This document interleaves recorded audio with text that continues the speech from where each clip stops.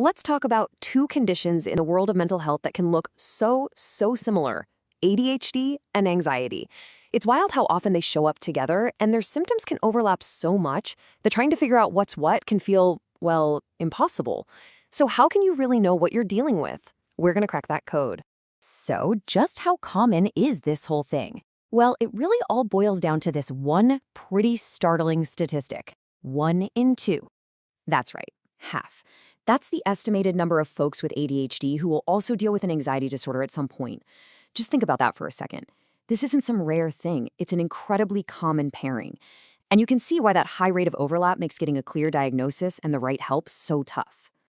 And this really gets to the heart of what we're talking about today. When the signs like trouble concentrating or feeling restless look identical, how in the world do you untangle that knot to find the right answers and, most importantly, the right support? Let's dig in. First things first, before we can tell them apart, we have to know what they are on their own. Let's just build a quick, solid foundation by looking at the official definitions. Okay, the key word here is neurodevelopmental. What that really means is that ADHD isn't something you just get later in life. It's actually rooted in how the brain develops and is wired right from childhood. It specifically impacts things we call executive functions, the brain's management system for stuff like paying attention, staying focused, and controlling impulses. It's a lifelong thing. Now, with generalized anxiety disorder, or GAD, the two words that really matter are excessive and uncontrollable. We're not talking about the normal stress you feel before a big exam. This is a constant, looping worry that's often way bigger than the actual problem, and it's strong enough to get in the way of just living your life. All right, so we've got our definitions down. Now let's dive into where things start to get really messy. This is where all the confusion comes from, because the list of symptoms they share is, well, it's surprisingly long. I mean, just look at this list. Trouble concentrating? Yep, that's on there. Feeling restless and irritable? Check. Problems with sleep? Digestive issues, even those awful, intrusive thoughts, both conditions can cause them. With this much common ground, it is no wonder at all that people get misdiagnosed or that one of the conditions gets missed completely. So, the million-dollar question: how do you tell them apart? Well, here's the secret. It's not just about looking at what the symptom is. It's about digging one level deeper and asking why. What's the root cause behind the symptom? That is where we're going to find some clarity. Let's start with the big one: trouble focusing. Both ADHD and anxiety can make it really hard to concentrate, but the reason why is totally different. This slide just lays it out perfectly. Think of it like this. With ADHD, inattention is like trying to listen to one radio station, but all the other stations on the dial are bleeding through at the same time. Your brain is constantly getting pulled away by other stuff. But with anxiety, it's like the radio is stuck on one station, the worry station, and it's playing so loud you can't hear anything else. The mind isn't being distracted from the outside, it's already completely occupied on the inside. And here's another huge piece of the puzzle. Someone with ADHD often develops what we call secondary anxiety. It's a direct result of their ADHD challenges. So the worry is really specific, right? I'm anxious because I'm afraid I'll forget to turn in my homework again. But with a primary anxiety disorder, like GAD, the worry is global. It's not just about deadlines.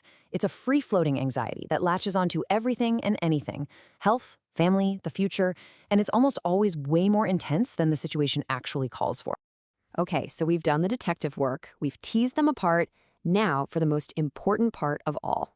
What do we do with this information?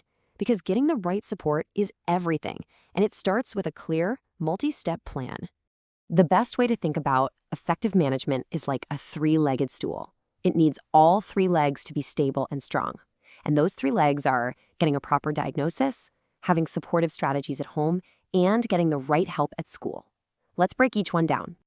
Look, everything starts here. You have to get an accurate diagnosis from a professional who really gets this complicated overlap. They're going to look at a person's whole history and use special tools to get information from different parts of their life, like home and school, to see the complete picture. This step is absolutely non-negotiable. Next up is what's happening at home. This is so critical. A brain with ADHD actually thrives on structure because that structure acts like an external brain manager. So having a detailed routine for the morning isn't about being strict. It's about giving the brain a predictable roadmap that helps quiet the internal chaos. Simple rules, planners, and, this is a big one, praising the effort, not just whether they got it right, can make a huge difference. And that supportive foundation you build at home, it absolutely has to extend into the classroom. In the US, for example, this often means getting a formal plan, like an IEP, that's an individualized education program, or a 504 plan.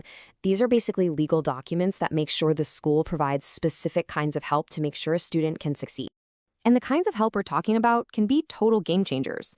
Simple things like breaking a huge project down into smaller, manageable chunks, or allowing extra time on tests. Maybe having a friend help with notes, or even just having a secret signal with a teacher to help a student get back on track.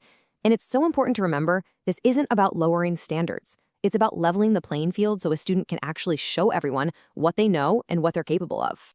So we'll leave you with this question to think about. When symptoms are this tangled up, is the true goal to get the perfect label, or is it really about understanding the unique why behind the struggle? Because once you get to the root of the challenge, you can start building a system of support that actually works. And finding that right support, well, that can change absolutely everything.